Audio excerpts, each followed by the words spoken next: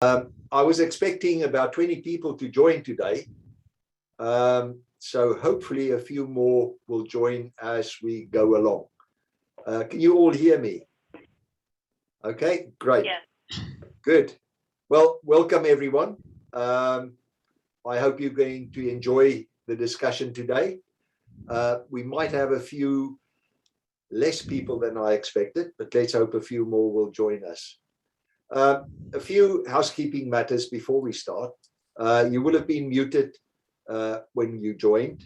Please, when you're in the main session, unmute yourself when you want to speak. With so many participants, background noise can be distracting. And if you want to speak, put up the hand on the system.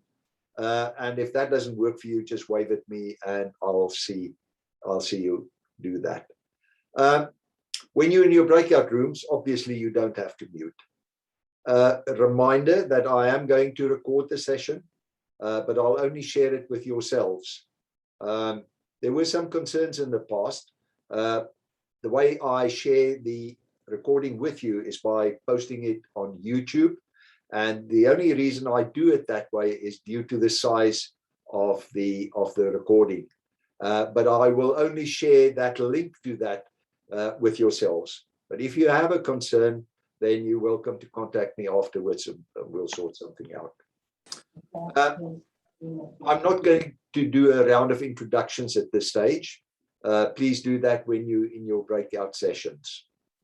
We'll actually have a look and see how many people we have when we get to that point, because if we're not sufficient to go into breakout rooms, we might just stay in the plenary session. So we'll see how many people still join us. We've got approximately an hour. The topic, as you're aware, is your resilience, well-being. The global pandemic has certainly impacted on all of us, whether it's the fact that people have lost loved ones, concerns about our own health, had to work from home, or not being able to meet with family and friends. You might have experienced feeling overwhelmed, unmotivated, lack of concentration or whatever. And as we start to return to some normality in life, some of those issues may remain. The issue of people recovering from the last 15 months and dealing with a changed work environment is also increasing in focus. It's important that we are aware of our own well-being and what we can do to improve that. Evidence suggests that there are 5 steps you can take to improve your mental health and well-being. Trying these things could help you feel more positive and able to get the most out of life. And they are to connect with other people, being physically active, learning new skills, giving to others, mindfulness, paying attention to the present moment. But you may deal with it in your own way, and which could be of value to share with those in your group. The key to the session today is to listen to people's experiences of how they're coping. Okay, all right. Thank you, Keith. I'm going to leave the door of the other room open. So we've got somebody sound coming through. So if you want to have a discussion, just mute yourself. Okay, thanks. So when we go into breakout rooms, the idea is that you hear from other people how they're coping or perhaps not coping, and exploring what it is you could do or should not do. So when we go into the breakout rooms, we'll move you over automatically. I just want to see how many people we have. 1, 2, 3, 4, 5, 6, 7, 8 at the moment. And we've got 1 or 2 that's going to join us later. So I think we'll go into 2 breakout rooms. The breakout rooms will close after 30 minutes. You'll get a warning of 60 seconds. So whilst you're in your breakout room, explore the topic, agree someone to facilitate the discussion. Otherwise, we end up with people looking at each other and we don't get the discussion going. So agree amongst yourselves who will lead the discussion. And we need someone when we come back into the plenary session to report back on your discussions. And that could be the same person. I'm going to join the discussions as we go along. And when I join you, just ignore me. I'm going to mute myself and my video. Just ignore that I'm there but it will be a recording whilst I'm in your session. Right. If you have any question whilst you in your breakout room and I'm not there, then do use the chat box and let me know, and I'll respond to that. Any questions at this stage? Any comments? Okay, let me just see. We are 1, 2, 3, 4, 5, 6, 7, 8, 9 people. Yeah, I think 2 breakout rooms will work. So we're going to move you into the breakout rooms. Sorry, I just want to call someone just to do that for us. And I'm going to join you as you go along with your discussions. And as I said, ignore me. Okay. Hope you enjoyed the discussion, and we'll meet you back here in the plenary session. Good afternoon. Hello, everyone. Hi, Angela. Hi. Hi. As I suggested, if somebody will lead the discussion, please, that'll make it easier for everyone. I think we should start off by introducing ourselves and where we are. So I'm Angela Lord, and I am the clerk for the city of Greensboro, North Carolina. I'm Diane Conan, and I'm the clerk for the city of Oconomowoc in Wisconsin. Matt Makin, Democratic Services Officer for East Suffolk Council in Suffolk in the UK. I'm Peter Sass. I'm the head of governance for Richmond and Wandsworth councils in southwest London in the UK. Hi. Good afternoon. So does somebody want to volunteer to be our scribe when we return back? I don't mind. I'll do it, Angela. Thank you. So I think our biggest thing is that, you know, the first subject of topic should be our well-being and maybe what we've done to take care of ourselves or what we haven't done to take care of ourselves during the past few months. Would you like to start? Okay, I'll try to be very brief because it has been very challenging for me. So when I haven't taken care of myself, I'm just going to be honest, I haven't. When the pandemic hit, all of my staff went home and started working remote. I stayed here so that I could work with the manager and council to make sure that the city kept running.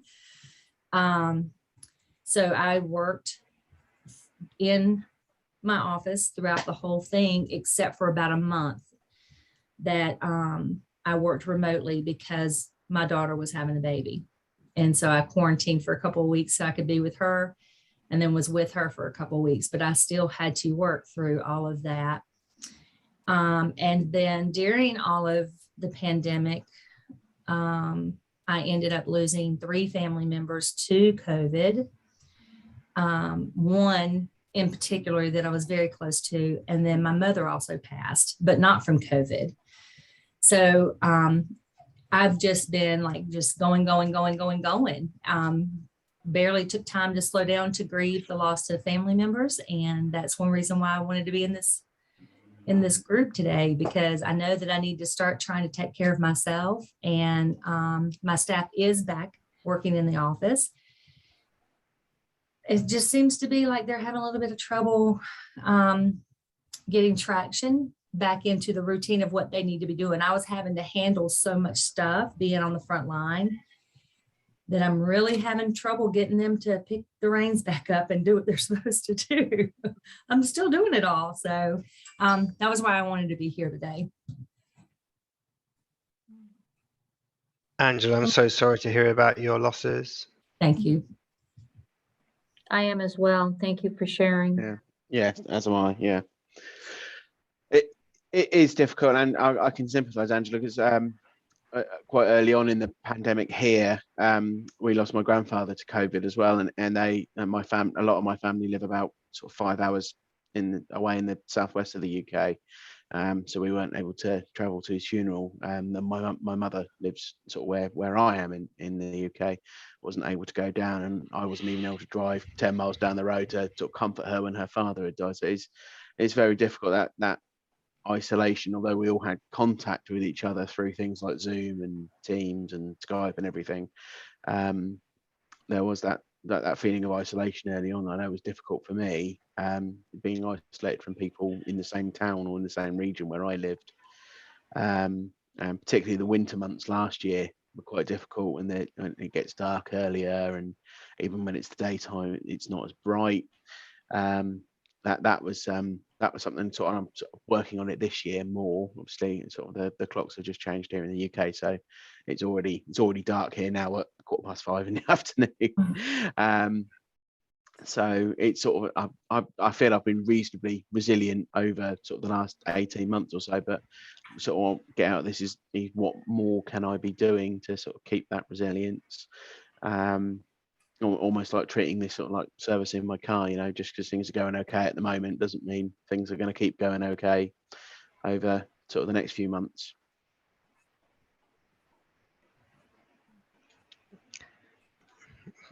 Diane, do you want to? Sure. Come I don't want to, I'll try and keep it brief. I have not taken care of myself like Angela. I'm still feeling the stress from 2020. I was not able to work from home, yet every office around me in my city hall was out of the office, at least for 2 months. Yet myself and my staff, I have 2, we had to be here every day because of our election. And we were moved 2 weeks before the presidential election to a new office space, which I adamantly opposed to, which obviously the decision wasn't mine, and nor apparently was my voice being heard. Up on top of everything, HR-wise and clerk-wise, it's been a big challenge.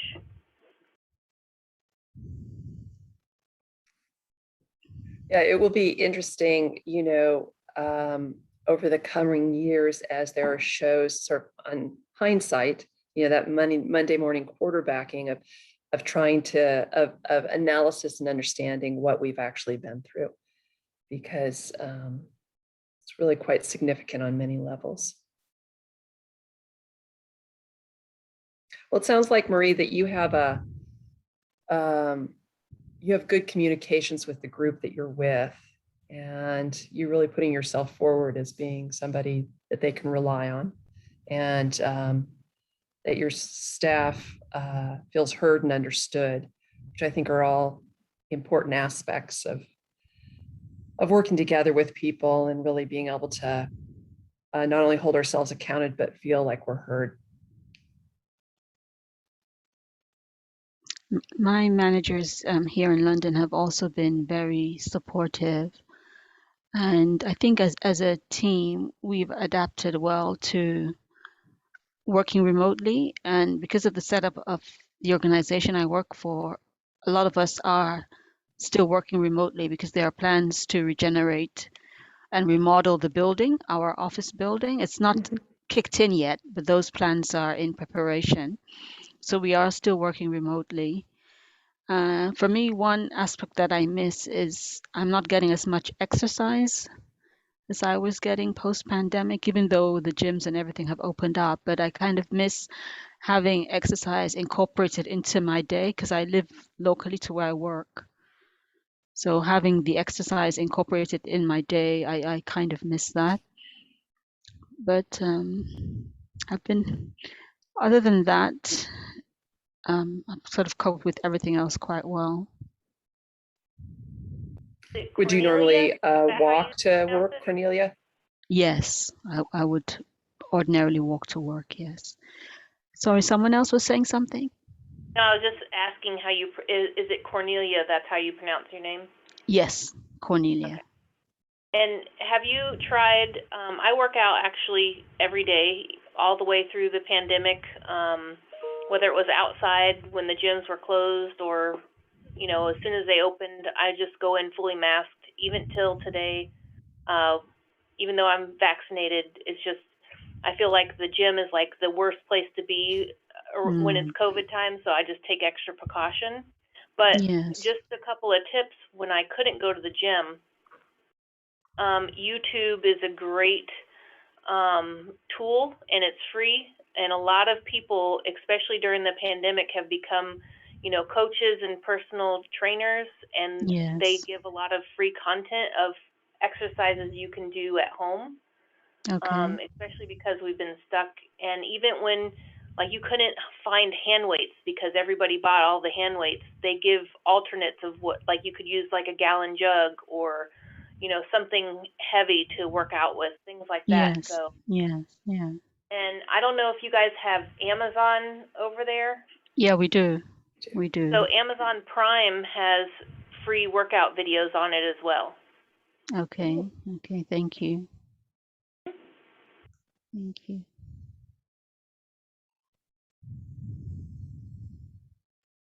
Are you doing, is it Tana? Montana, like Montana, yeah. So for me, it is, everything has been kind of, I would say, even as what it was pre versus where we are currently.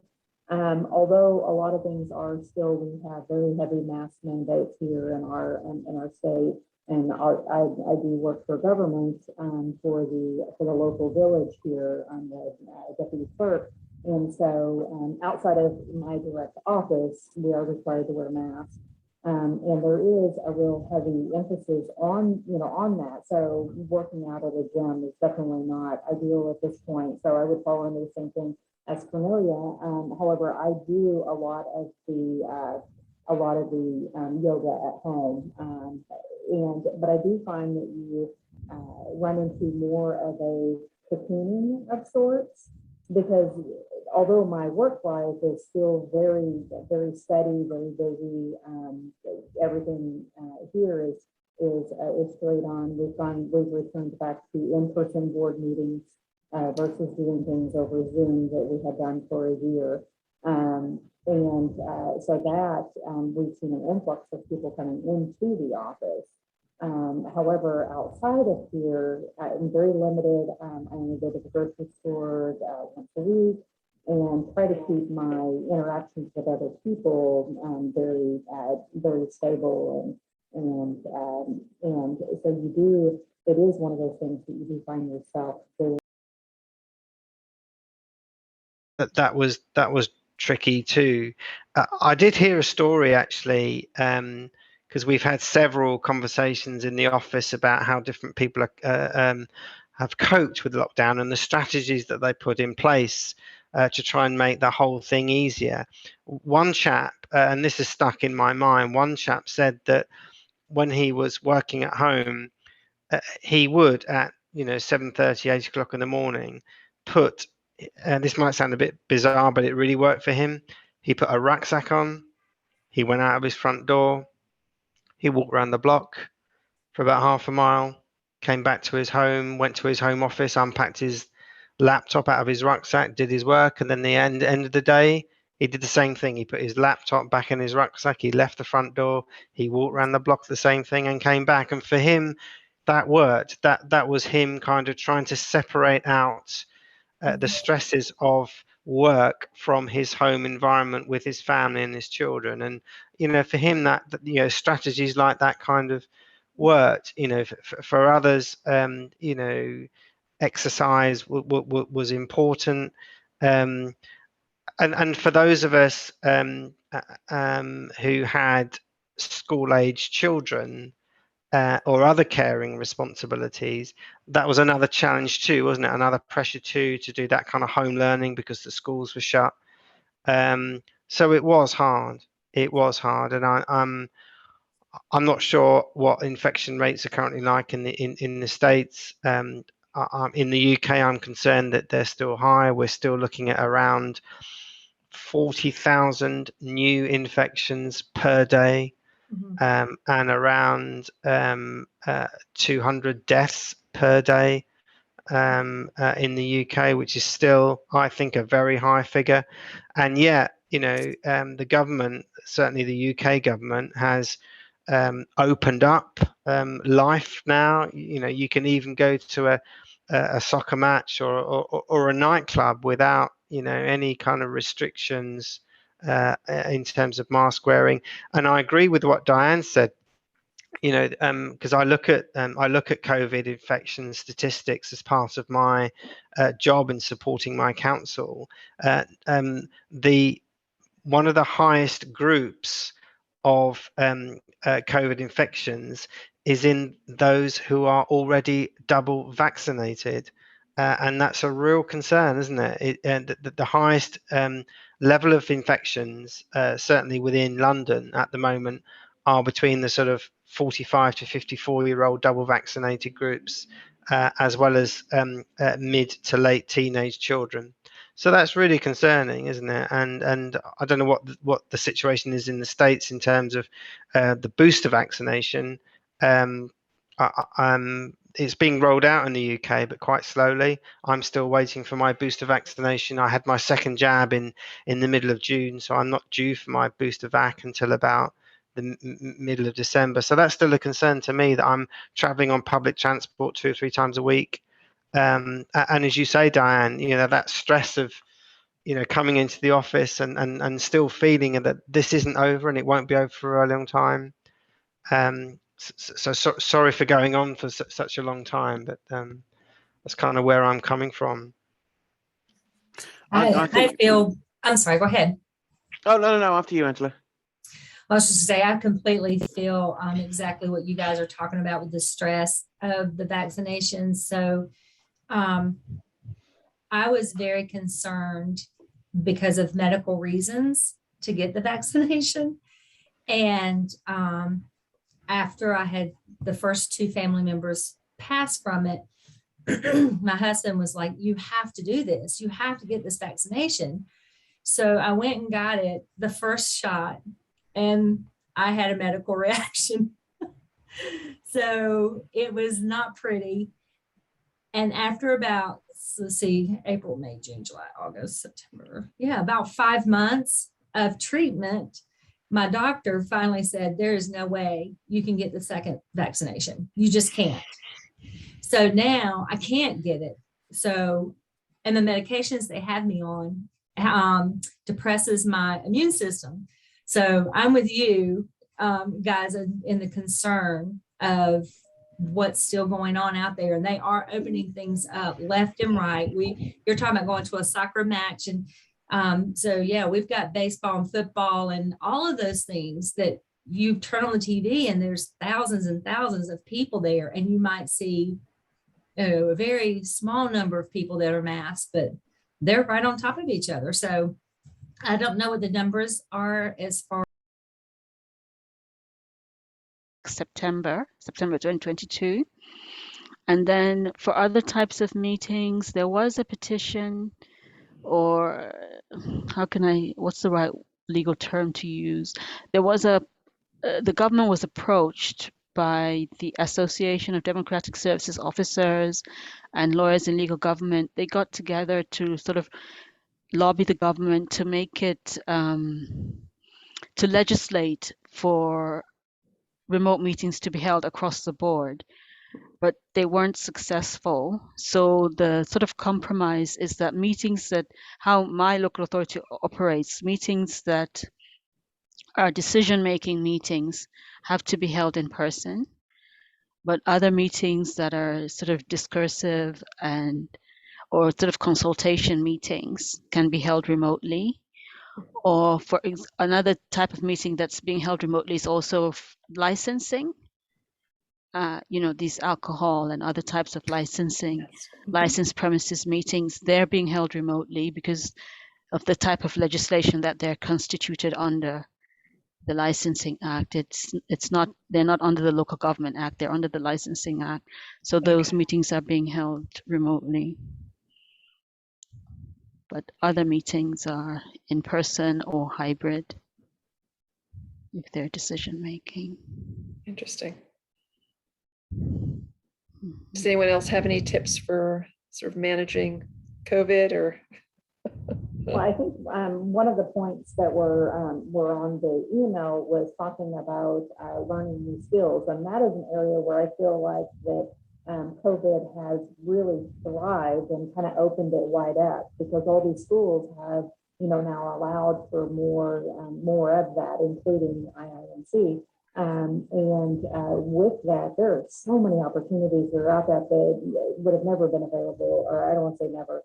It was less likely to be available over Zoom or this type of platform. And so it's fantastic in that element. With that, it's kind of that shiny penny of this entire pandemic.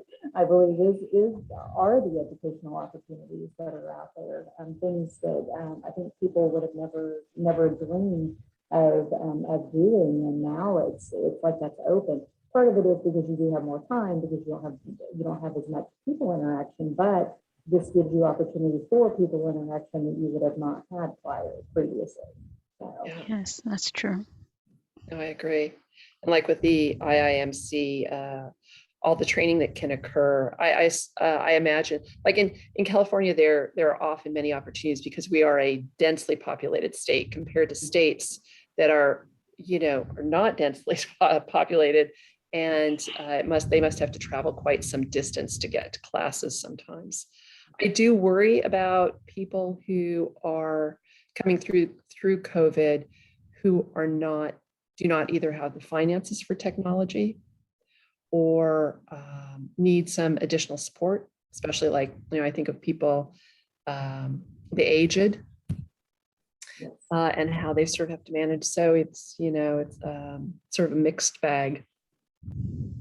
Yes, that's true. And how not to, for them not to get isolated. I've gone back to writing letters to my mother. So it's actually been sort of lovely to be able to go back to something that's not so much technology, but sort of taking the time and giving over the time to a process of writing a letter to her has been really, quite lovely to sort of think of things that are not technology related, but could support people through COVID. That's beautiful. In your talking about accessibility and technology, in your authorities, are most of your services and interaction with the public also going online? So for us, since we're a park district and we have about 130,000 acres of land and all these parks that span 2 counties. Okay. And we have information online, but we're more an experience of coming into the parks. And our parks have seen a huge expansion in the number of people coming into them over COVID, because being able to interact with people face to face, because although I was very lucky, our council and sort of our head of paid service was very good, sort of from down in terms of putting support systems in place, and my team was really good, and we instituted, and we still do it now, sort of a weekly catch-up meeting over Teams just to see where we are, and also just to check in with one another. But having the temporary legislation for remote meetings having expired and the meetings now back in the chamber, I've been going in probably over the course of a month. It's sort of 50-50 working from home and working from the office, and there is a massive benefit, especially even if you're just trying to work through something, and it's just easier to turn to somebody and say, can I just pick your brains about this for 5 minutes, whereas rather you gotta open up the Teams window, and are they free, are they read, and if they're read, do you think they're disturbed, and you drop them a message and say, could you give me a call, and then they don't see it for 10-15 minutes. And there's benefits from the mixed approach of working from home and working from the office, but I think it would be a struggle again if we went back into a working from home 100% of the time. Thanks, Matt. So I'm going to bring you. Go ahead. Sorry. I was just gonna say, what do we do to care for ourselves though? Because, I'm still gonna come in at 7 in the morning and not leave till 7 or 8 o'clock at night.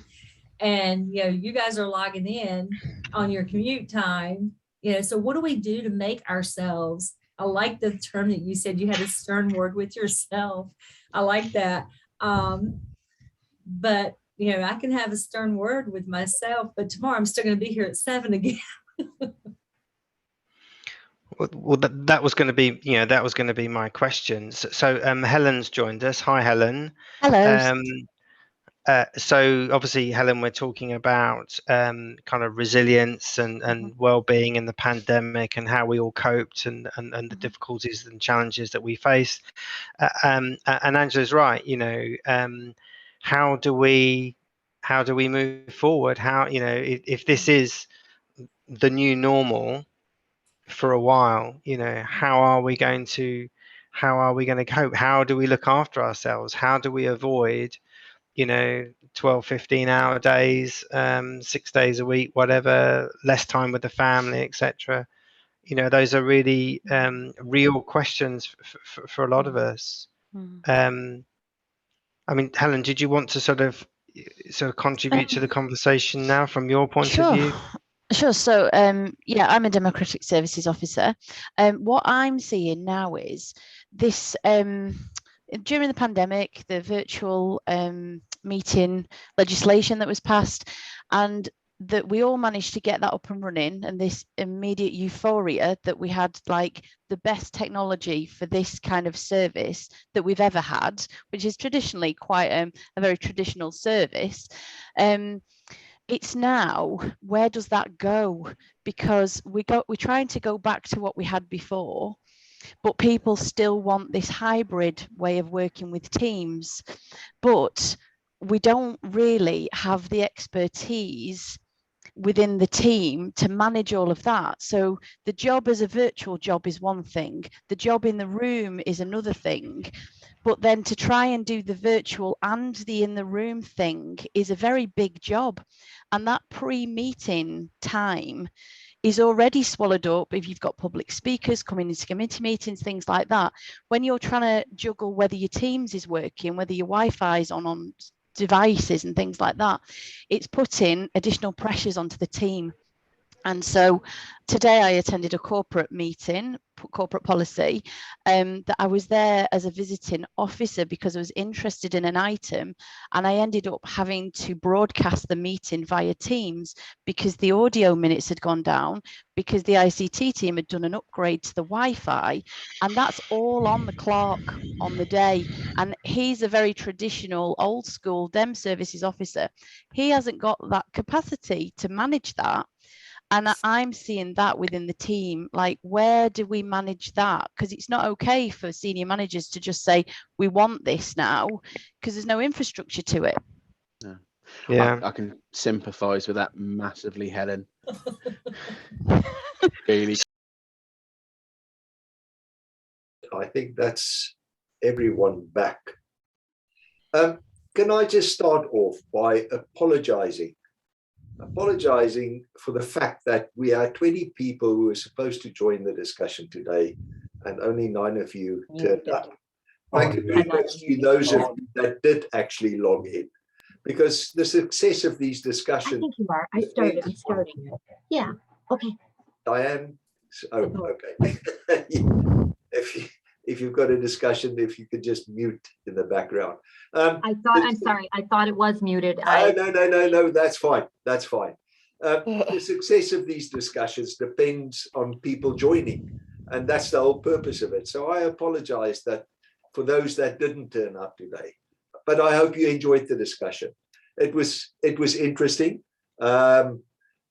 Anybody want to give us some feedback? Chelsea, Cornelia, Deborah, Mary, Tana, your group, perhaps give us a flavor of the discussion you had. Who's going to? So I'll chip in, and then maybe others can add to this. Thanks. I think in general, people were talking about exercise being helpful, during this time. And, but we also got into just, it was lovely to have a conversation around how they were doing within their organizations, within their part of the world, and to really end up feeling like we are one.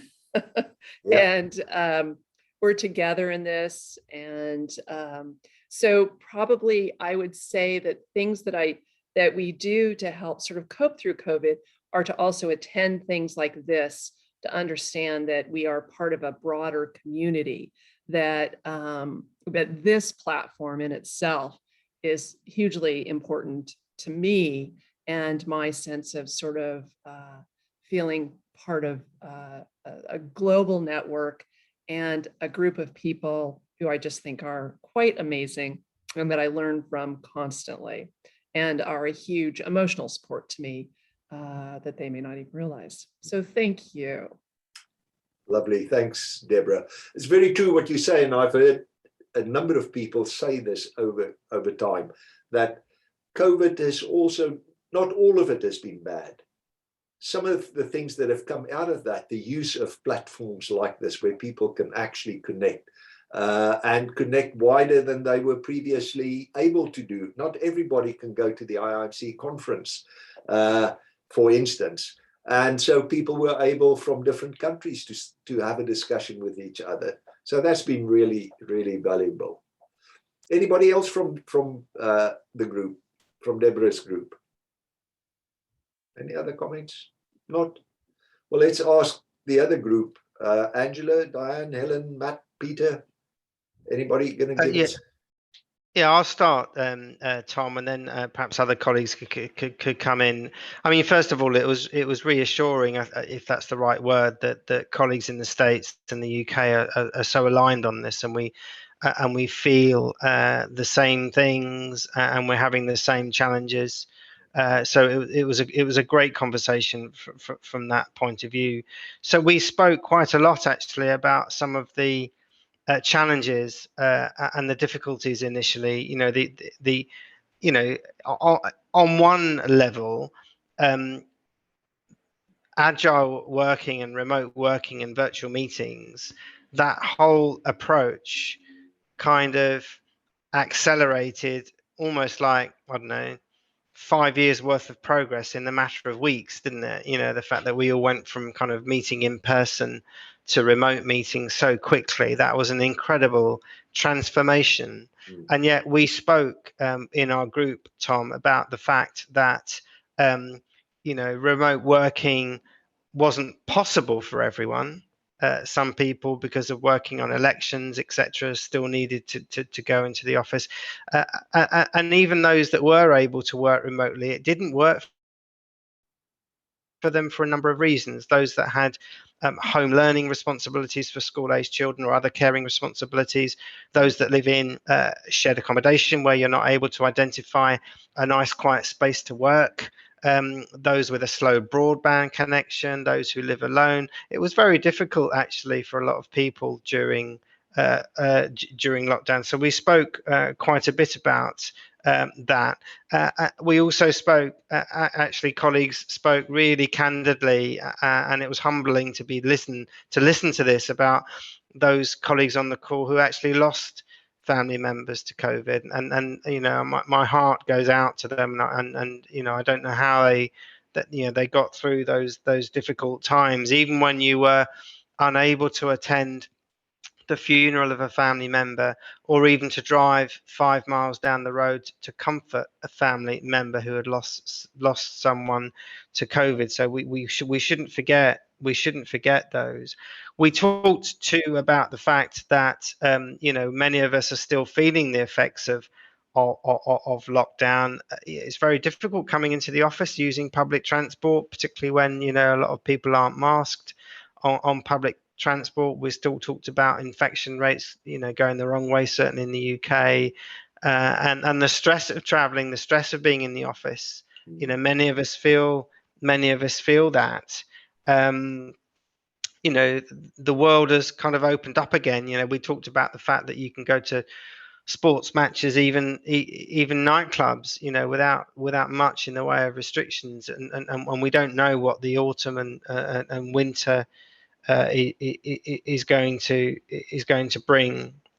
On the more kind of constructive, positive side, we spoke about how we do things differently, how we get through those difficult periods. And some of the comments that colleagues made are these, that so one person said that every morning on their journey into work, they kind of have a conversation with themselves and reprioritize. That was the expression they used. Reprioritize your known daily chores and daily work related objectives versus, well, actually my family's really important here, and what do they need today, what do I need to do for them? So really sort of rebalancing, that focus on work with that. We talked about, the fact that it's important not to bottle things up and to keep talking to those closest to you, your family, your friends, the people that you trust most in your life. We talked about exercise being an important counterbalance to mental stress. I told the story in my group, and I'll happily repeat it here if I've got time, Tom, about the fact that sure. one of my colleagues who lived alone, was working from home. He found it really helpful at sort of 7:30, 8 o'clock in the morning to pack his rucksack as if he was going to work, walk out of his front door, do a mile around the block, and then come back through his front door, sit down and start working. And then at the end of that day, he'd do the reverse. He'd pack up, he'd walk around the block again, and he'd come back to his home. And he found that really helpful to kind of separate out his home life from his work life. Because we talked in our group about the fact that many of us were using that time that you would ordinarily spend traveling to work in front of a screen, answering emails and doing work, and the fact that you never kind of got a break from that. And that's one person's kind of strategy for dealing with that. And Helen came up with a lovely suggestion right at the end, just before we came back into the plenary, about the fact that when she receives, and I'm sure this is very frequent, when she receives complimentary messages and emails from colleagues thanking her for her work, she keeps that in a separate folder. And when she's feeling most stressed and most down and most under pressure, she'll look at those affirmative messages to kind of pep herself up and keep herself going, which I thought was Helen, I hope that's okay that I've just shared that with the group, but I thought it was a lovely story and a really positive way of coping with what I think everyone is dealing with, which is a very, very hard, ongoing situation that we don't have an end date for. And I think that's the hardest thing. We don't know when this is going to be over, and therefore having that strong mental approach, exercise, etc., is really important. Sorry to go on for such a long time. Not at all. Tom, and we had a great conversation. Helen, Angela, Matt, Diane, thank you very much for your contributions, and do feel free to add anything to what I've just said. Thanks, Peter. Anybody else from the group want to add? Diane? You're muted, Diane. Just unmute yourself. Oh boy, muted. I just wanted to add for Peter, you did a very nice job putting it all together, summing it all up, and thank you for that. Thanks. Peter, I specifically enjoyed when you said about this chap, the way he coped with it by packing up his rucksack in the morning and walking around the block. It worked for him, and that's the key thing. And that's the whole idea, sharing experiences, because somebody might say, well, do you know what? I'm going to try it. It might work for me. So yeah, that was really interesting. Anybody else that want to contribute anything at this stage? Well, I hope you enjoyed the discussion. As I say, I'm sorry that not more people joined, but they lost out.